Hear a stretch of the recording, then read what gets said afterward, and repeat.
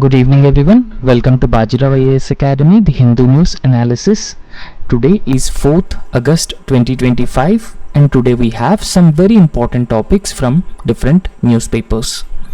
So one by one, we'll try to discuss all these important topics in a very detailed and in-depth manner, understanding the inherent concept of these topics. And whatever we are going to discuss, they're very important for both prelims and mains examinations. So without any further delay, let's get into the discussion and let's understand these topics in a very detailed manner. The first topic is recognizing informal knowledge in India. An article, "The right to repair must include right to remember," has been given in the Hindu newspaper. And this is important for your General Studies paper 3. So let's understand the concept behind this topic. Now, what is the context? Why this topic has been given? Now, in India, we failed to identify and recognize the workers' right to repair. For example, imagine that we have electronic items and the electronic items can be repaired, and if we can recognize the right to repair, then those electronic goods can be repaired and then they can be reused also. So therefore it promotes a kind of a circular economy. Promotion of the circular economy will lead to reduction in the e-waste, right? So if we promote repair of the electronic goods, so it substantially reduces the e-waste and it also promotes the circular economy in country. So however, we failed to recognize the workforce which engaged in the repair of the electronic goods, because India has been aspiring to reduce the e-waste and India is also aimed at further enhancing the circular economy. So therefore it is very important that we need to recognize the workforce which is engaged in the repair of the electronic goods. So briefly I have explained. So let's understand this context in a very detailed manner. The context is that now India as of now taking some steps to recognize right to repair, right? So understand, right to repair is very important. Why it is important? It is important because of reduction of e-waste and promotion of circular economy. So however, recent times India has been taking some steps to formalize this right to repair, and India is also planning to launch a repair portal, because it is having a lot of benefits in terms of reducing the e-waste. So despite taking some steps to reduce e-waste, to recognize the right to repair or launching repair portal, but these measures are incomplete if we don't acknowledge the informal knowledge.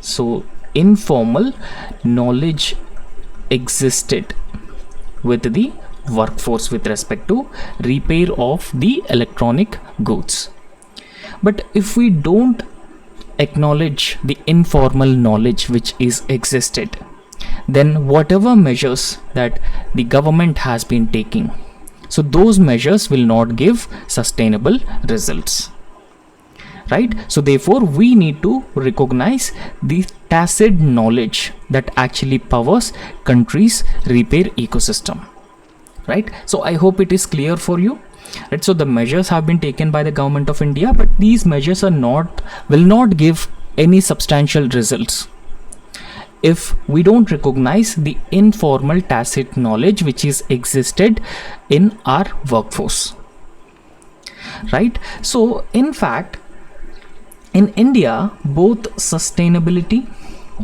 along with sustainability, artificial intelligence also become national priorities. These two are national priorities for our country, right? So in this context, both sustainability and artificial intelligence are national priorities. So therefore, in this context, it is important and critical to preserve, also integrate the already existing traditional experiential learning, which is embedded in the informal workforce, right? So within India's informal workforce, so we have the traditional experiential learning with respect to repair of the electronic goods. So therefore, what we need to do, we must integrate and preserve the existing traditional and experiential learning, right? So therefore, when we value knowledge, such knowledge which is already existing in our workforce, so therefore it ensures both environmental justice. Along with that, it also results in technological inclusivity, both technological inclusivity as well as environmental justice, right? So I hope you have understood the context of the topic. Now let's understand India's policy shift towards the repairability. So what kind of a policy that the government of India has been adopting towards the repairability? So however, recently in May 2025, so government of India has accepted a report introducing the repairability index for the electronic devices which are produced and imported into India, right? So understand the repairability index. Now what exactly is this repairability index that the government has been planning to introduce this? For example, that you have a mobile phone. Now this mobile phone is also an electronic device. Now what is the repairability index of this mobile phone? The repairability index is the ease of repair in case of any damage in this mobile phone, and the spare parts availability for this mobile, and the software support. Right, so based on all different indicators, the repairability index will be prepared for this mobile phone. Now this repairability index for electronic devices will also help us what type of an electronic device which is long lasting, which is durable. So therefore we can reduce or minimize the usage of such electronic devices which are not long lasting and which are not durable, right? So this way also we can reduce the generation of e-waste, and this way we can also promote the circular economy as well. We can also promote the circular economy, right? So this is the advantage of introducing repairability index. So I hope it is clear for you. So however, we have the e-waste management policies also. The government had already put them in place, right? So there were number of e-waste management policies, and these e-waste management policies were also updated with the minimum payments. For example, e-waste has been collected, right? So e-waste has been collected. So to this e-waste, a certain minimum payment must be offered. A certain minimum payment must be offered. Payment should not be less than the minimum threshold level. So this is particularly to promote the formal economy, promote formal recycling. To promote formal recycling of e-waste, minimum payment has been introduced within the e-waste management rules. Formal recycling will also help in better e-waste collection and recycling, thereby further promoting the circular economy overall. So I hope it is clear for you, right? So overall, whatever the government has been whatever measures that the government has been planning, whether it is repairability index or amendments to e-waste management policies to introduce minimum payments for incentivizing formal recycling. So these moves actually aim to support sustainable consumption, right? So they are going to support the sustainable consumption, and they also reduces the landfill pressure, and therefore it gives consumers greater repair choices for the consumer durables, right? So these are the measures that the government has been taking for the sustainable consumption. Remember that the sustainable consumption is also part of the sustainable development goals, right? So in fact, in urban areas, landfills, open landfills are also another major problem. So we must reduce the problem of landfills, particularly e-waste dumped into the landfills, because it leads to the pollution, soil pollution, water pollution, to some extent air pollution also, right? So it even leads to biomagnification and bioaccumulation of harmful chemicals, right? So therefore it ultimately promotes sustainable consumption, and it also reduces pressure on landfills in urban areas, and it also gives the consumers greater repair choices, right? So if we are able to recognize the knowledge of the workers repairing the electronic goods, then the customers would have a better repair choices with respect to consumer durables, and that will help us reduce the e-waste which is generated in India, right? So I hope this part is clear for you. Now let's understand repair as a cultural and knowledge capital in a country like India. So there are no formal attempts from the government side to further encourage repair, so that it can reduce the e-waste generation and it can also promote the circular economy. So let's understand this part as well. Now repair in India is not only a service, right? So it is not just viewed as a service, but repair is being viewed as a cultural and intellectual tradition, right? So in India, repair is a cultural and intellectual tradition. For example, an electronic item or certain electronic goods, so they are damaged and they need repair, and you take that electronic item to any person who have the knowledge. So therefore it is a cultural and intellectual tradition. However, in India there are a number of policies which were already undertaken. For example, digital public infrastructure, national strategy on artificial intelligence. So they focus on innovation and efficiency, but they often ignore informal repair ecosystems, right? So there are certain informal repair ecosystems, right? So they ignored the informal repair ecosystem. They have not given adequate importance to these informal repair ecosystems, even though the government has already launched several such policies. And in fact, if we talk about the repair expertise in India, so most of this repair expertise is informal in nature, right? So skills which are rooted in muscle memory, observation, hands-on experimentation, rather than repair manuals or formal training. There is no formal training, there is no skilling on this, right? So it is just a muscle memory, observation and hands-on experimentation. So there are no repair manuals and no formal training for the workforce as well.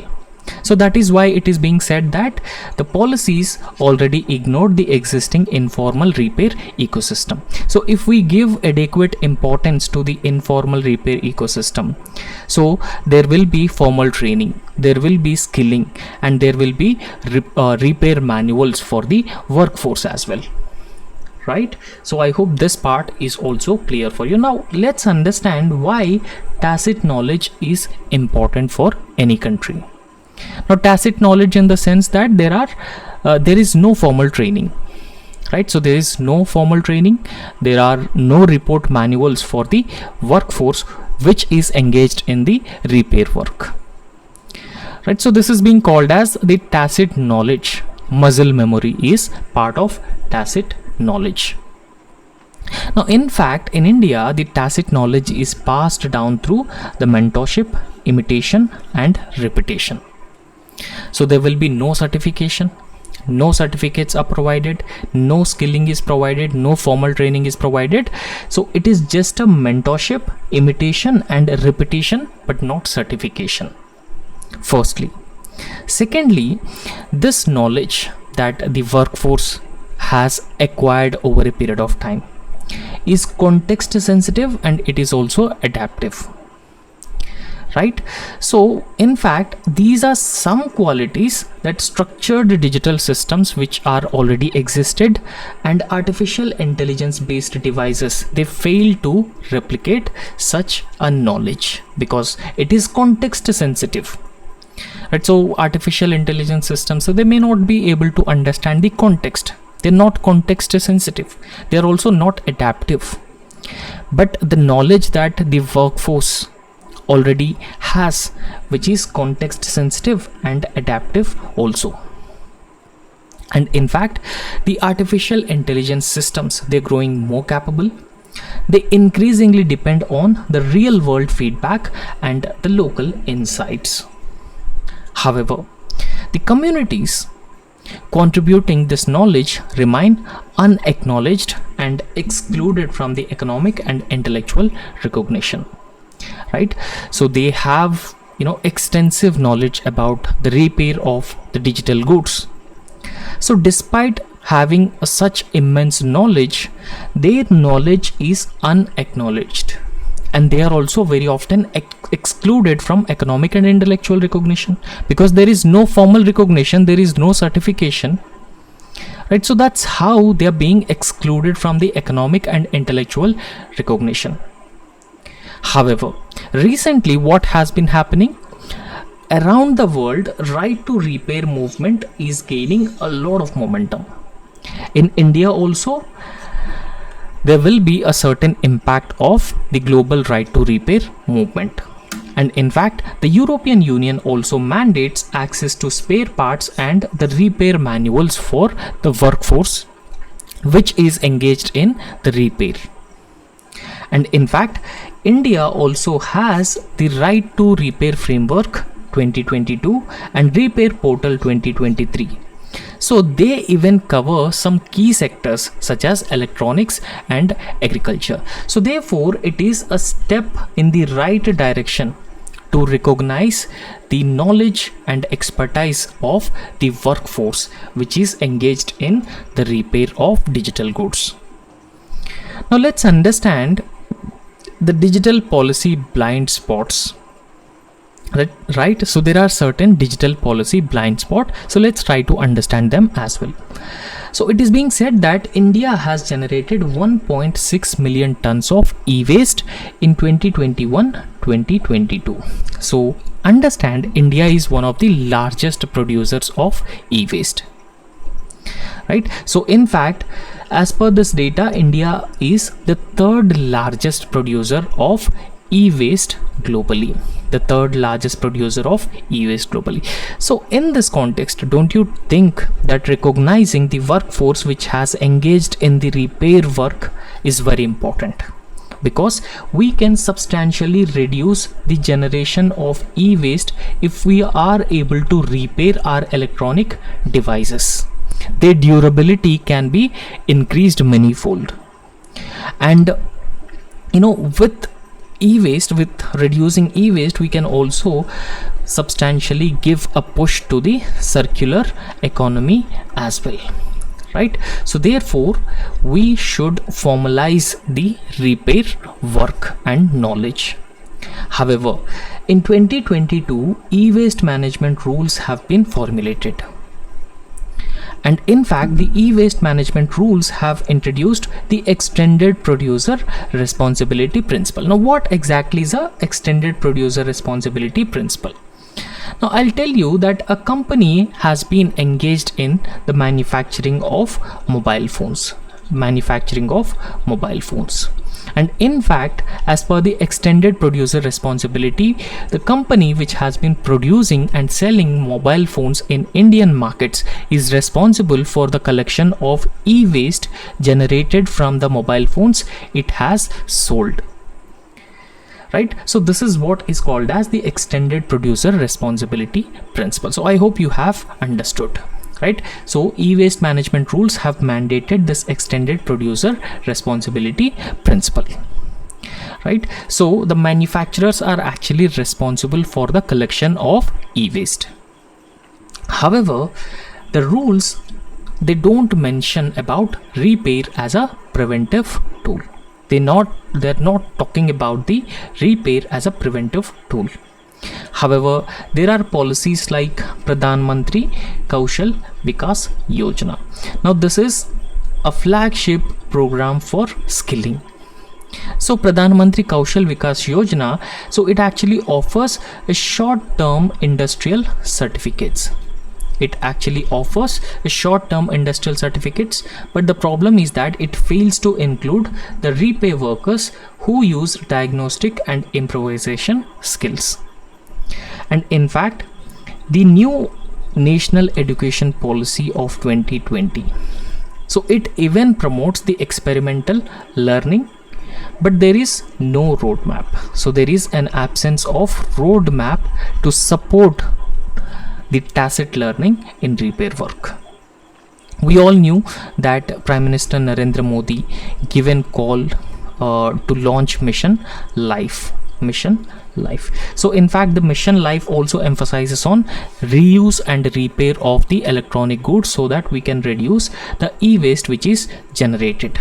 So it aims at bringing certain behavioral and attitudinal changes. But despite such a change is expected, the Mission Life doesn't support the workers implemented it. So therefore, India is talking about the circular economy. Now I hope you understood what exactly is a circular economy. Right, so circular economy actually means that, so a raw material would be converted into a product. Right, so this product would be discarded and the material would be extracted. So after extracting the material would be processed, and again with the same material a product will be manufactured without the need for extracting the raw material, and it is in line with the need for a sustainable development. Now what is the definition of the sustainable development? So understand the definition of sustainable development. So sustainable development is development so that minimizes the needs of the existing generation, without compromising. Right, so we actually minimizes our needs and we also save the resources for the future generations. So whatever resources that we already have, the resources are not belong to us completely. Right, so therefore development that respects the resources, which is called as the sustainable development.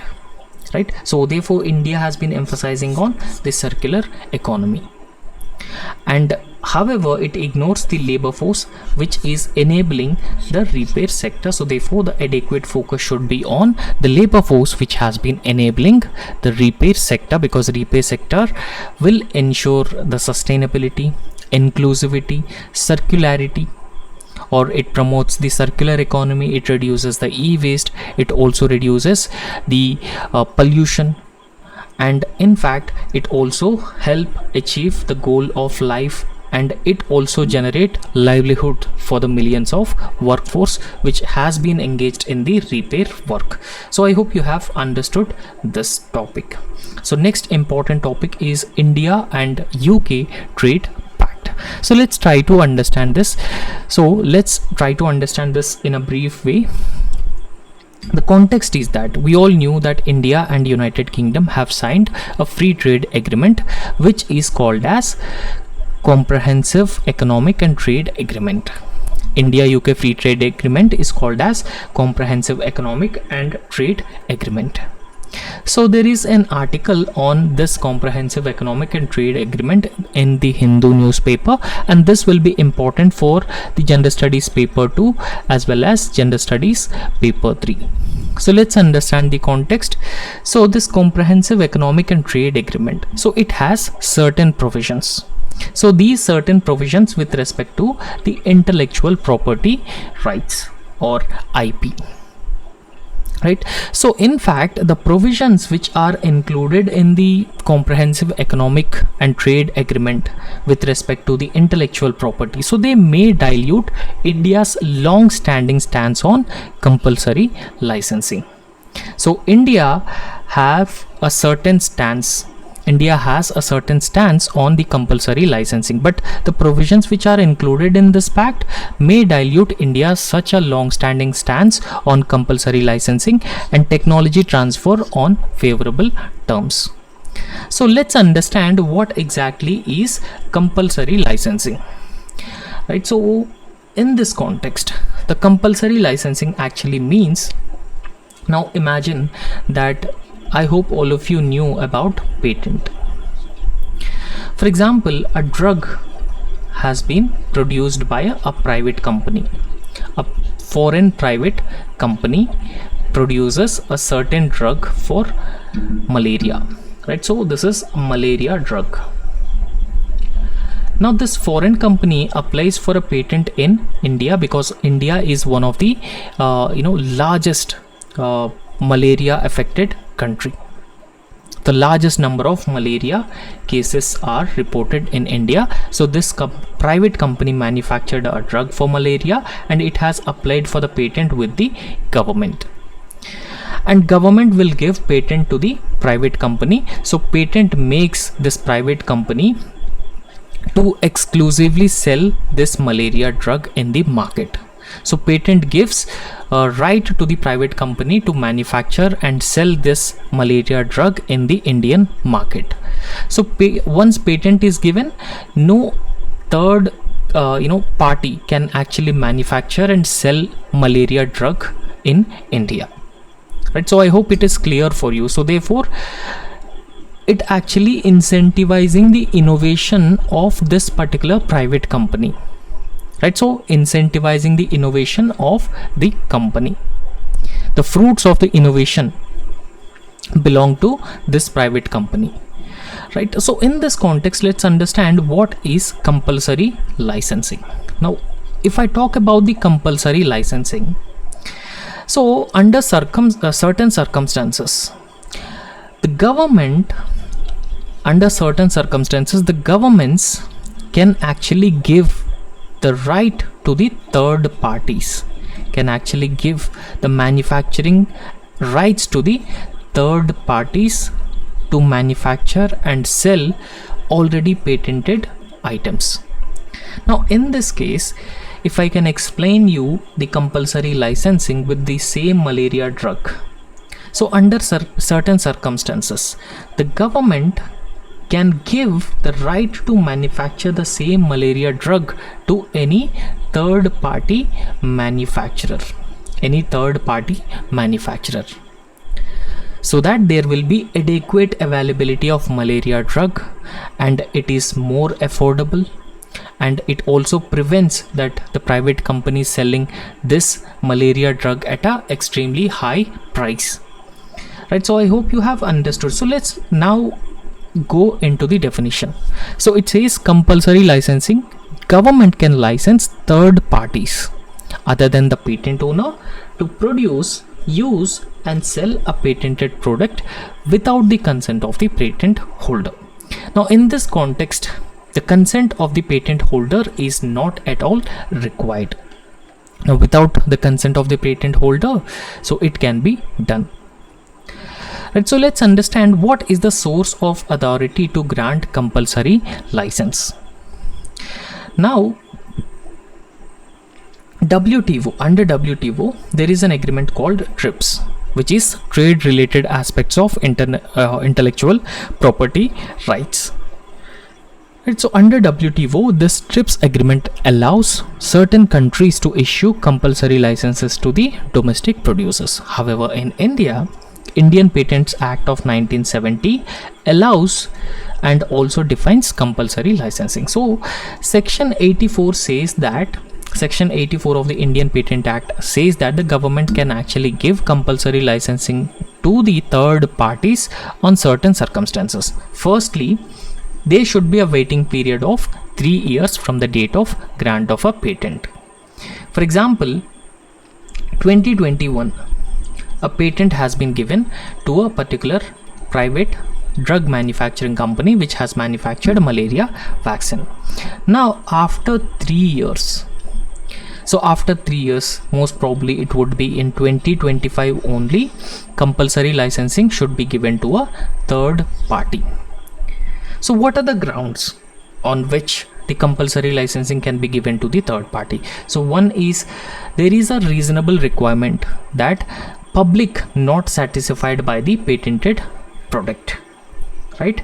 So for example, if we have given patent to the malaria drug, now this malaria drug is not widely available throughout Indian market. It is highly costly, it is not affordable, and it is not available also. So therefore public are not satisfied by the patented product. So this is the first terms. What is the second ground? The second ground is patented innovation is not available to the public at an affordable price. So it is not affordable. And third ground is it is not used in the territory of India, even though it gets its patent in India, but it is not used in India. It is used somewhere else. So these are the grounds on which a compulsory licensing can be given to already patented drug under section 84 of the Indian Patents Act of 1970. Right, I hope it is clear for you. But there are certain circumstances, during such circumstances also compulsory licensing can be given to a third party without the waiting period. Right, so there is no need for the waiting period, and section 92 of the Indian Patent Act talks about this. So there will be no waiting period. So the grounds are national emergency, extreme urgency, or in case of a public non-commercial use. So these are the grounds on which the compulsory licensing can be given. Right, so however this section can only be used during the exceptional circumstances only. Now you have understood what exactly is a compulsory licensing, right? So let's come into the topic and let's understand how it has been diluting the compulsory licensing provisions. So article 13.6 of the Comprehensive Economic and Trade Agreement, so it promotes voluntary licensing. Right, so it actually promotes voluntary licensing. So voluntary licensing will not benefit the domestic drug manufacturers. Understand, voluntary licensing instead of compulsory. So because compulsory licensing would empower the government to issue licenses on certain products based on certain grounds, but voluntary licensing, so it actually empowers the private firms. It empowers the private firms to dictate the terms to the government and also to the third parties which are actually manufacturing any drugs which are already patented. Right, so that is the problem. So here the Comprehensive Economic and Trade Agreement under Article 13.6, it is talking about the voluntary licensing, which is considered as an optimal route for access to medicines. So thereby it has been undermining India's TRIPS consistent safeguard for the compulsory licensing. Right, so instead of the compulsory licensing, it has introduced the voluntary licensing. Voluntary licensing would give more benefits to the foreign private companies. They can dictate the terms for the domestic manufacturing firms, drug manufacturing firms. Right, so one example of the benefits of this compulsory manufacturing is that in 2012 what happened was a compulsory license has been issued for the of a pharma company. So that has reduced the monthly cost of a treatment from 2,80,428 to just 8,800 rupees. So therefore, understand how the compulsory licensing is very important for a country like India, right? So however, the comprehensive economic and trade agreement, it actually reinforces the dilution which was seen in India and European Free Trade Association Free Trade Agreement, right? Because it has extended the patent working reporting intervals to not less than 3 years, right? So a patent working reporting intervals, they should not be less than 3 years. That means greater protection of the patents of private firms, right? So Indian government also cannot effectively issue compulsory licensing. So it effectively neglects the need, it effectively neglects the compulsory licensing, which is very important for a country like India. So let's understand the public health and access implications because of voluntary licensing. Now, what is the problem with this voluntary licenses? The problem with the voluntary licenses is that it actually places a developing country manufacturers at a disadvantage. Now, why the developing country manufacturers are at the disadvantage because of this voluntary license? It is because it allows the patent holders to impose certain restrictive supply and distribution conditions, right? So the voluntary licensing can actually set certain restrictive supply and distribution conditions, and because of this reason it will be a disadvantage for the domestic manufacturers. However, under the voluntary license with Gilead Sciences, Cipla priced remdesivir higher in purchasing power terms than Gilead's US price. So therefore, it shows the limits of the voluntary licensing ensuring affordability. So voluntary licensing, so it will not be affordable. So therefore, there is a need for the compulsory licensing instead of voluntary licensing, because under voluntary licenses, the patent holder can actually dictate the terms for the domestic manufacturing companies. However, India's support for the voluntary licensing actually weakens the coalition of developing countries which secured compulsory licensing rights under 2001 Doha Declaration on TRIPS and public health. Now, what is the impact on technology transfer and other demands from the global south or the developing world? Comprehensive economic and trade agreement. So it compromises India's new international economic order era. So what is this new international economic order? So it was a set of proposals put forward during 1970s, right? So a new economic order proposals put forward by the developing countries through the United Nations Conference on Trade and Development, right? Particularly aimed at to promote their interests by improving the terms of trade, increasing developmental assistance, and the developed country tariffs, right? So therefore, the comprehensive economic and trade agreement, it compromises India's new international economic order position that the technology transfer from the advanced to developing countries must occur on preferential and concessional terms. So even now also the developed countries are reluctant to transfer technology to the developing countries, right? So however, in 2024, India's United Nations Framework Convention on Climate Change Biennial Update Report, so it has highlighted slow international technology transfer. So technology transfer has been taking place at a slower pace, and there are certain intellectual property rights restrictions as well. So they are being identified as barriers adopting climate friendly technologies. And apart from that, weakening demand for the favorable technology transfer terms. So this might reduce India's overall bargaining power in the future climate and industrial technology negotiations as well, right? So the next topic is India's strategic autonomy. Now, So there is an important article that has been given in the Indian Express newspaper, and this could be important, right? So this is about the recent Trump's announcement of imposing 25% tariffs on Indian goods exported to US. And Trump also threatened to impose penalties on Indian trade if India continues its oil purchase from Russia. Right, so let's understand the context of this topic. The context is that Donald Trump was supposed to be a good friend of India for his second term. So everyone expected that if Donald Trump voted to power in his second term, he will be a good friend of India, right? So in fact, during presidential elections also, it was thought that Trump's election as a president of United States for the second term will help further strengthen India-US relations. But surprisingly, it turned out to be a nightmare for India. Right? So because Trump has not just unleashed a trade war, but he also deploying the commercial instruments for the geopolitical ends.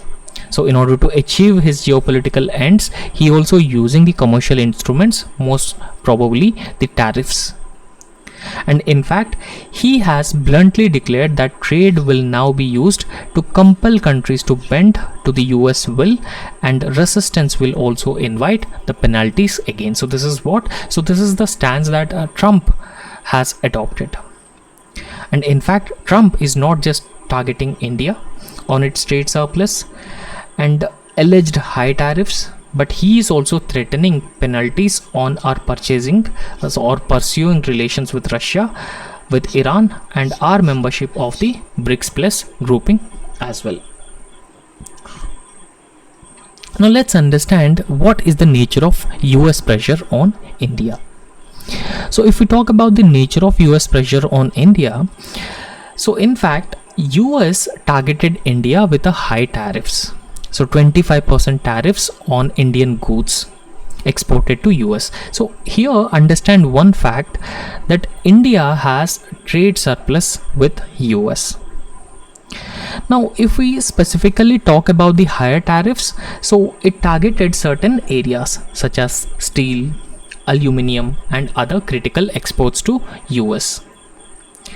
And in fact, US has imposed higher tariffs on Indian goods, pressurizing India to alter its trade relations with both Russia as well as China.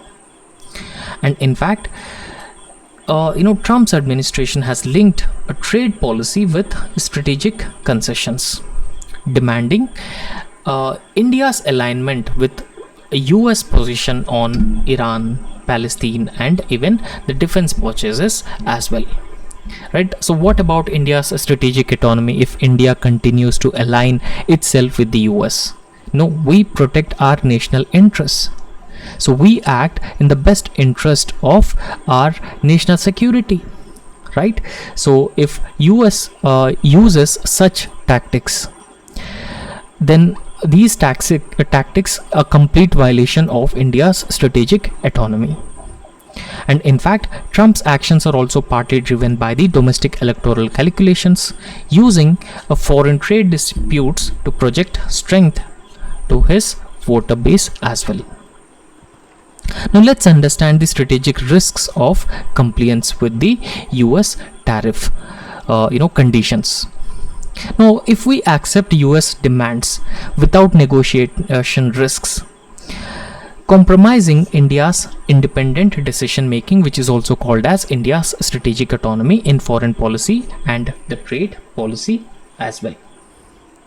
And in fact, so over dependence on US market could further weaken India's bargaining position in future, both multilateral as well as bilateral engagements. So therefore it will not be good for India in future multilateral and bilateral engagements.